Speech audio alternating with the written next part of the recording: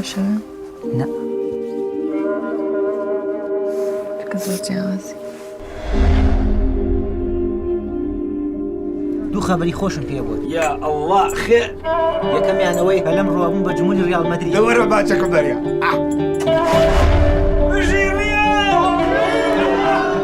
ئەی دووەمیان ئەمەوێ گۆنامانە بکەم. کەم گونا گۆنای کچم. لەو بڕواایە مەمەکە بیڵم گوناش و بەم کورتە باڵایە بکات نانە قسەشێکەوە بکەیت تەنانە سلامیشی لە بکەیت. من پلانێکم هەیە ئەو کڵاشانی کە وەستا جەلال بۆ ڕۆناڵی دروست کردبوو من پێشتوانە بیدەنە ڕۆناڵدۆ. مەدرید خۆبوونەوە هاتی بۆ کوێ سنهەوەکانتان؟ بۆ مەدرید. بە ماتۆڕە؟ ئارا خەبەرێ بێتەوە ڕۆناڵدۆ 1 کیلۆمەتر لێرەوە دوورە ئەو خۆش نایە بگەنە لای.